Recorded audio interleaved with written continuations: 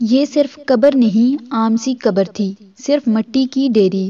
قبر کے گرد نہ کوئی چار دیواری تھی، نہ جنگلہ اور نہ ہی مزار تھا۔ یہ قبر تھی عمان کے سلطان قابوس کی۔ مٹی کی یہ ڈیری دنیا کے ایک نامور حکمران کی سادگی اور عظمت کا عظیم شاہکار تھی۔ سلطان قابوس اور ان کی فیملی چاہتی تو وہ اس قبر کے گرد سونے کا مزار بنا سکتی تھی۔ یہ لوگ سلطان مرحوم کی قبر کو تاج محل بھی بنا سکتے تھے، مگر یہ سلطان کی درویشی، سادگی اور حقائق پسندی کا مذاق ہوتا۔ سلطان قابوس بن سعید جو جولائی 1970 میں عمان کے بادشاہ بنے۔ عمان اس وقت خلیج کا پسماندہ ترین ملک تھا۔ پورے ملک میں صرف 3 سڑکیں تھیں، بجلی اور اسپتالوں کا نام تک نہیں تھا۔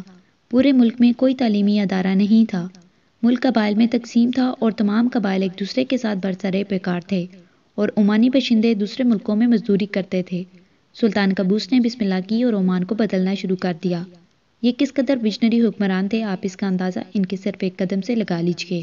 یہ اپنے مخالفین کو بلواتے تھے اور ان کے جوان بچوں کو حکومت کے خرچ پر اعلیٰ تعلیم کے لیے امریکہ اور یورپ بھجوا دیتے تھے۔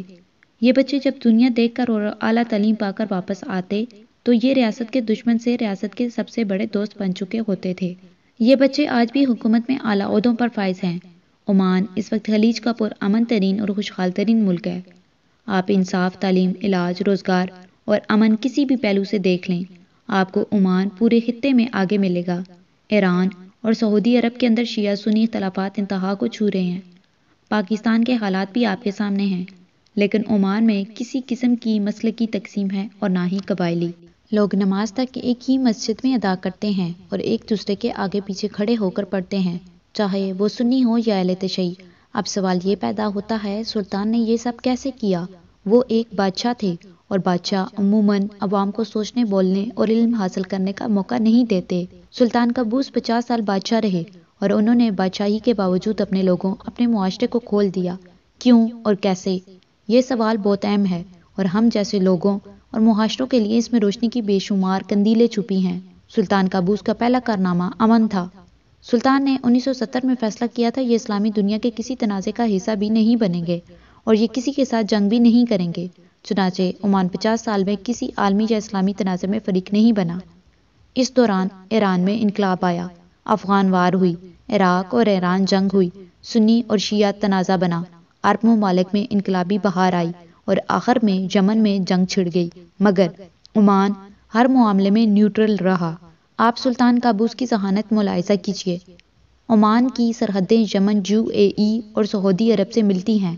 عمان کے تینوں ملکوں کے ساتھ سرحدی تنازعات بھی پیدا ہوئے، لیکن سلطان قابوس نے لڑنے کے بجائے UAE کے شیخ زید بن سلطان النہیان کو دعوت دی، نقشہ ان کے سامنے رکھا اور ان سے کہا، آپ اس پر لکیر لگا دیں، ہم اس لکیر کو سرحد مان لیں گے، لیکن ہم آپ کے ساتھ جنگ نہیں کریں گے۔ شیخ زید نے نشان لگا دیا اور عمان نے اسے سرحد مان لیا۔ تنازع ختم ہو گیا۔ یمن اور سعودی عرب کے ساتھ بھی سرحدی تنازع اسی طرح سیٹل کیے گئے۔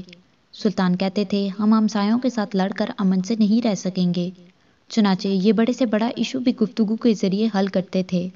سلطان قابوس کے دور میں عمان نے خود جنگ کی اور نہ ہی کسی جنگ کا حصہ بنا۔ یہ ملک ہر دور میں ثالث رہا۔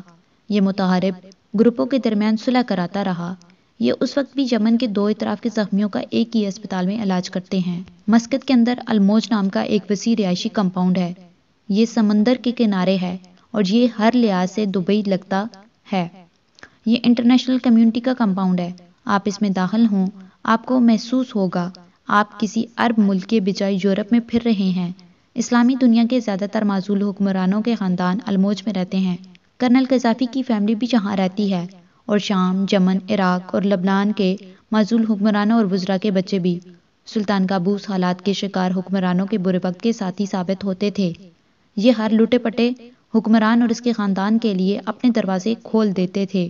شاید یہی وجہ ہے ان کے جنازے میں وہ تمام لوگ موجود تھے جنہیں پوری دنیا مل کر بھی ایک جگہ نہیں بٹھا سکی۔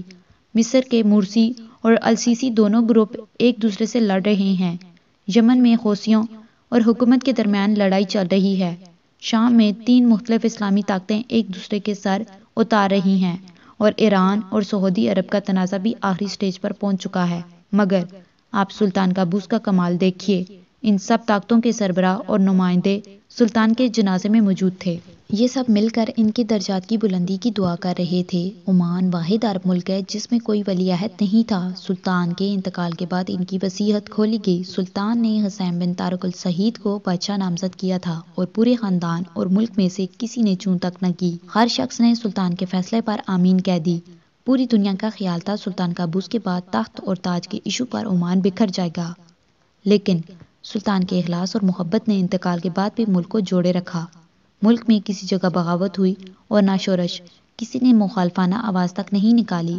چنانچہ سلطان قابوس کی قبر صرف قبر نہیں، یہ اسلامی دنیا کے تمام حکمرانوں کے لیے روشن مثال ہے، اور یہ مثال ثابت کرتی ہے انسان اگر دنیا میں کچھ کرنا چاہے تو یہ پوری قوم کا مقدر بدل سکتا ہے۔ اور اس کے جانے کے بعد اس مٹی کی چھوٹی سی ڈیری دنیا کا سب سے بڑا مقبرہ بن سکتی ہے۔ لوگ اس کی کچی قبر کی مٹی کو سرما بنا لیتے ہیں۔ سلطان قابوس زندہ تھے تو یہ کمال تھے، یہ انتقال فرما گئے تو یہ کمال سے بھی بڑا کمال بن گئے۔ یہ ثابت کر کے لوگوں کی خدمت کرنے والے حکمران مزاروں اور مقبروں کے محتاج نہیں ہوتے، ان کی کچی قبریں بھی تاج محل سے بڑی اور قیمتی ہوتی ہیں۔ ناظرین، آپ کو ہماری ویڈیو کیسی لگی اس کے بارے میں کمنٹ ضرور دیجیے گا، اور اگر ابھی تک آپ نے ہمارا چینل سبسکرائب نہیں کیا تو پلیز اس ویڈیو کو لائک اور چینل کو سبسکرائب کرنا نہ بھولیے گا۔